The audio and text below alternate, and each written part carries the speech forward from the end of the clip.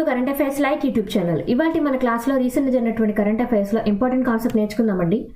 మీకు కనుక మా ఛానల్లో ఉన్నటువంటి వీడియోస్ అండ్ ఎక్స్ప్లెనేషన్ వచ్చినట్లయితే మా ఛానల్ లైక్ చేయండి, షేర్ చేయండి అండ్ సబ్స్క్రైబ్ చేయండి. Welcome to current affairs light YouTube channel. ఇవాళ మన కాన్సెప్ట్ వచ్చేసి హిమాచల్ ప్రదేశ్ గవర్నమెంట్ వాళ్ళు కొత్తగా ఒక నిర్ణయం అనేది తీసుకున్నారు అనమాట. ఎందుకంటే స్కూల్ చిల్డ్రన్ ఎవరైతే ఉంటారో వాళ్ళకి పోషకాహారం అనేది అందించడం కోసం ఒక ముఖ్య నిర్ణయం అనేది తీసుకోవడం జరిగింది. సో ప్రెసెంట్ హిమాచల్ ప్రదేశ్ సీఎంగా ఎవరున్నారంటే సుఖ్వీందర్ సింగ్ గారు అనమాట. సో ప్రెసెంట్ సుఖ్వీందర్ సింగ్ గారు ఇక్కడ సీఎంగా ఉన్నారు. ఈ సుఖ్వీందర్ సింగ్ గారు తీసుకున్నటువంటి నిర్ణయం ఏంటంటే ముఖ్యమంత్రి బాల పౌష్టిక్ ఆహార యోజన అనమాట. ఆ యొక్క స్కీమ్ పేరు ముఖ్యమంత్రి బాల పౌష్టిక్ ఆహార యోజన అనేటువంటిది ఆయన స్టార్ట్ చేసినటువంటి స్కీమ్ యొక్క పేరు. దీని ద్వారా ఏంటంటే స్కూళ్ళల్లో పిల్లలకి గుడ్లు, ఫ్రూట్స్ అనేవి వారంలో మిడ్ డే మీల్స్ ఇచ్చేటప్పుడు, అంటే మధ్యాహ్న భోజన పథకం ఇచ్చేటప్పుడు నర్సరీ నుంచి 8th క్లాస్ స్టూడెంట్స్ ఎవరైతే ఉన్నారో వాళ్ళందరికీ కూడా గుడ్లు అండ్ ఫ్రూట్స్ ఏవైతే ఉన్నాయో వాటిని అందించేటువంటి ఒక ముఖ్య ఉద్దేశంతో ఏర్పాటు చేసినటువంటి ప్రోగ్రామ్ అనమాట. అంటే పౌష్టికాహారాన్ని స్టూడెంట్స్కి అందించాలి అని ఇలా తయారు చేయడం జరిగింది. అండ్ ఇలా ఎక్స్ట్రా పిల్లలకి పోషకాహారం అనేది అందించడం కోసం 12.75 కోట్ల రూపాయలు అనేవి దీనికోసం కేటాయించారు హిమాచల్ ప్రదేశ్ గవర్నమెంట్ వాళ్ళు. అండ్ ఇందులో 17,500 మంది 10 టీచర్లని ట్యాబ్లెట్స్ ఇచ్చి, అంటే ట్యాబ్లెట్స్ నథింగ్ బట్ ఇక్కడ టీచర్లకి డిజిటల్ ట్యాబ్లెట్స్ అనేవి ఇవ్వడం ద్వారా ఇంకా ఎడ్యుకేషన్లో డిజిటలైజేషన్ చేయడానికి ఉపయోగించబోతున్నారు. అండ్ ఇలా ఏంటంటే స్కూళ్ళల్లో డిజిటలైజేషన్ ఉన్నప్పుడు వాళ్ళకి నాలెడ్జ్ పరంగా, టెక్నికల్ పరంగా టీచర్లు మరింత బెటర్గా నేర్పించగలిగే విధంగా డిజిటల్ ఎడ్యుకేషన్ అనేది స్కూళ్ళల్లో ఉండడం కోసం ఇలా చేస్తున్నారు. అండ్ గవర్నమెంట్ వాళ్ళైతే ఎడ్యుకేషన్ క్వాలిటీని ఇంప్రూవ్ చేయాలని భావిస్తున్నారు అనమాట. ఇక్కడ హిమాచల్ ప్రదేశ్ గవర్నమెంట్ వాళ్ళు స్కూళ్ళల్లో వచ్చినటువంటి స్టూడెంట్స్కి పోషకాహారం ఇవ్వటం ఒకటి, అంటే వాళ్ళ గుడ్లు ఇట్లా ఫ్రూట్స్ ఇవ్వటం, అండ్ దాంతోపాటు వాళ్ళకి డిజిటల్ ఎడ్యుకేషన్ అనేది ప్రొవైడ్ చేస్తూ వాళ్ళ యొక్క స్టూడెంట్స్ యొక్క చదువు అనేది బెటర్గా ఉండాలి.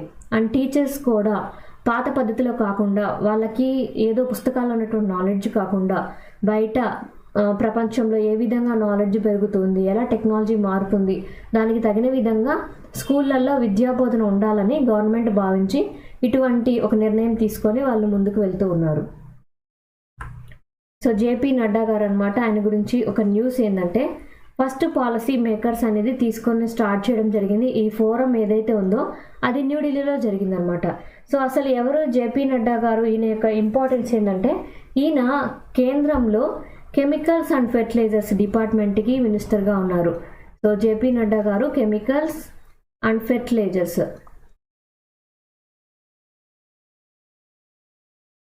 మినిస్టర్గా జేపీ నడ్డా గారు ఉన్నారు. ఈయన ఏంటంటే మన దేశంలో ఫార్మాస్యూటికల్ రంగంలో ఇంకా బెటర్గా మారడానికి, మన దేశం యొక్క పారిశ్రామిక రంగంలోకి, ఫార్మా రంగంలోకి కొత్త రకమైనటువంటి విధి విధానాలు తీసుకొచ్చి ప్రపంచంలోనే మనల్ని బెటర్గా ఉంచడానికి కొన్ని కృషి ప్రోగ్రామ్స్ అనేవి తీసుకుని వచ్చారనమాట.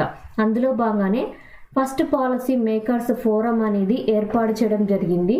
దీనిలో ఏంటంటే నియర్లీ 15 కంట్రీలు పార్టిసిపేట్ చేసినప్పుడు మన దేశం కూడా ఇందులో పార్టిసిపేట్ చేస్తుంది.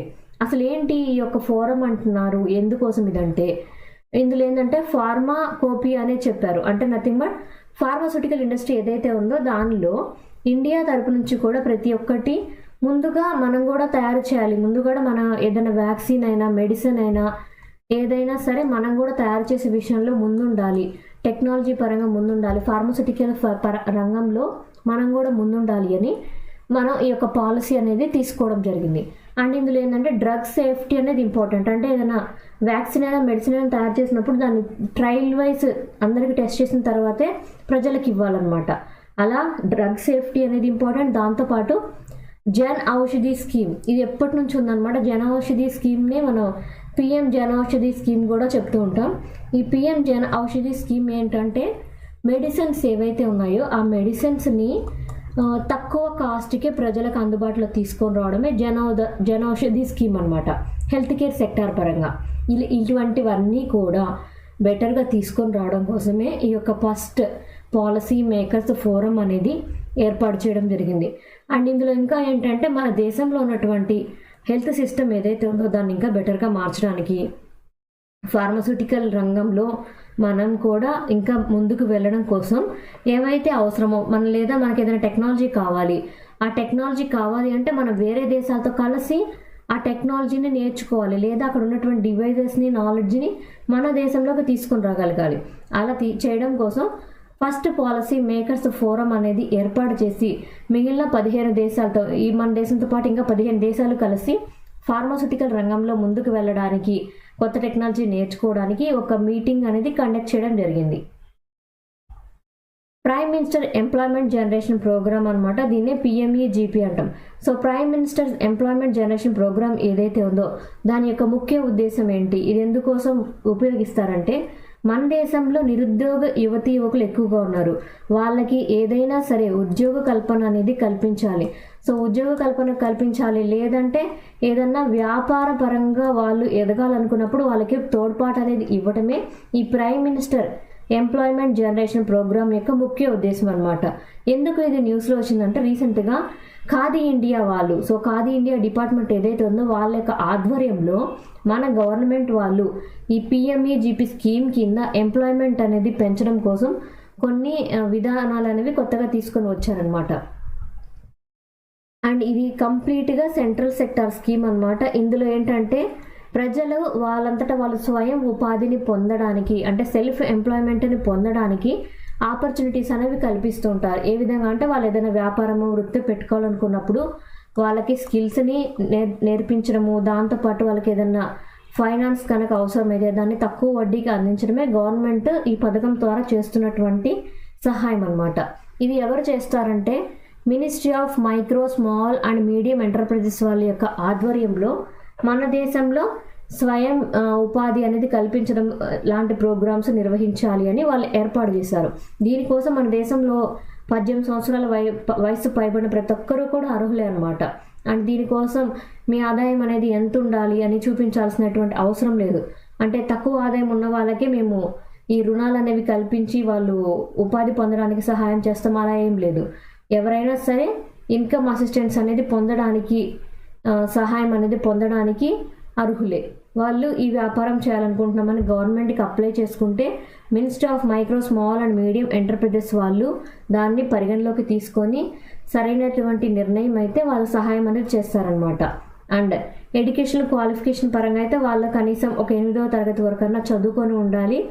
అది కూడా ఏంటంటే ఈ 10 లక్షల కన్నా ఎక్కువ ఇన్ఫ్రాస్ట్రక్చర్ కాస్ట్, అంటే వాళ్ళు ఏదైనా ఉపాధి పెంచుకోవడానికి ఏదైనా ఫ్యాక్టరీ కానీ ఏదైనా పెట్టాలి, ఏదైనా ఉపాధి సంస్థ అనేది పెట్టాలనుకుంటున్నప్పుడు వాళ్ళు కనీసం చదువు అనేది 8వ తరగతి చదువు అన్నా ఉండాలి అని గవర్నమెంట్ ఒక రూల్ మాత్రం పెట్టింది.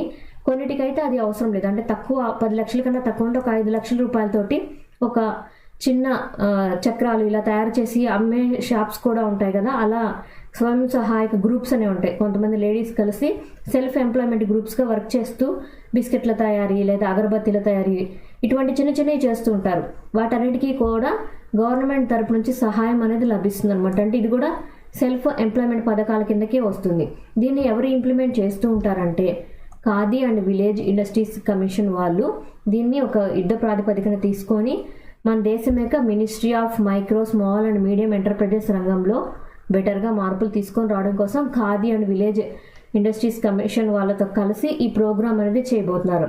ఈ స్కీమ్ ఎందుకోసం అంటే సెల్ఫ్ ఎంప్లాయ్మెంట్, అంటే స్వయం ఉపాధి పొందగలిగేటువంటి విధంగా అవకాశాలు కల్పించడమే దీని యొక్క ముఖ్య ఉద్దేశం. GAIL and Petron. So GAIL and Petron ఏదైతే ఉందో ఆ రెండు కలిసి ఒక మెమరాండమ్ ఆఫ్ అండర్స్టాండింగ్ అనేది తీసుకోవడం జరిగింది. మెమరాండమ్ ఆఫ్ అండర్స్టాండింగ్ అంటే ఒప్పందం అన్నమాట. ఒప్పందం ఎందుకోసం చేసుకున్నారు వీళ్ళు, గెయిల్ అయినా పెట్రోన్ అయినా ఎందుకోసం చేసుకున్నారంటే బయోఇథిలిన్ ప్లాంట్ అనేది ఏర్పాటు చేయడం కోసం ఇలా చేశారనమాట.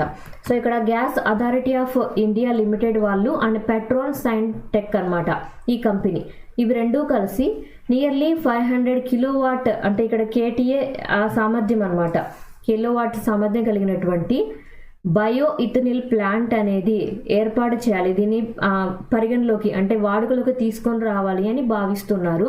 నియర్లీ 50-50 జాయింట్ వెంచర్గా తీసుకున్నారు. అంటే ఏం లేదు, గ్యాస్ అథారిటీ ఆఫ్ ఇండియా వాళ్ళు అండ్ పెట్రోన్ సైంటెక్ రెండు కూడా సగం సగం ఇన్వెస్ట్మెంట్ పెట్టి బయో ఇథనాల్ ప్లాంట్ అనేది మన భారతదేశంలో ఏర్పాటు చేయబోతున్నారనమాట. అండ్ ఇక్కడ ఈ మెమరాండమ్ ఆఫ్ అండర్స్టాండింగ్లో ఇంకా కొన్ని అంశాలు కూడా వాళ్ళు చేర్చుకున్నారు. ఏ విధంగా అంటే ఇంకా కొత్త టెక్నాలజీని ఏం పెట్టాలి అంటే ఇందులో ఫైనాన్షియల్ ఆస్పెక్ట్స్ ఉన్న పరంగా ఈ ప్రాజెక్ట్ని నడిపించే విషయంలో ఆర్థిక పరంగా కావచ్చు, టెక్నాలజికల్ పరంగా కావచ్చు, 2 కంపెనీలు కూడా కలిసి సమానంగా దీనిలో ఇన్వెస్ట్మెంట్ పెడుతూ 2 ముందుకు వెళ్ళాలని ఒక ఒప్పందం అనేది చేసుకోవడం జరిగింది. అండ్ ఇన్వెస్ట్మెంట్ పరంగా 2 పార్టీలు కూడా జాయింట్ వెంచర్ కంపెనీ లాగా తీసుకొని వచ్చి దీన్ని మన దేశంలోనే బయో ఇథనాల్ ప్లాంట్స్ అనేవి ఏర్పాటు చేయబోతున్నట్లుగా గెయిల్ అండ్ పెట్రోన్ ఈ 2 కంపెనీస్ కలిసి ముందుకు వెళ్ళి మన దేశంలో బయో ఇథనాల్ ప్లాంట్స్ అనేవి ఇక మీద ఏర్పాటు చేయబోతున్నాయి. Thank you for watching my video. మీకు కనుక నా వీడియో ఎక్స్ప్లెనేషన్ నచ్చినట్లయితే నా వీడియోస్ లైక్ చేయండి, షేర్ చేయండి అండ్ సబ్స్క్రైబ్ చేయండి. మీకు నా వీడియోస్ ఏ విధంగా అనిపిస్తున్నాయో నా కామెంట్ సెక్షన్లో తెలియజేయండి. Thank you for watching my video. Thank you.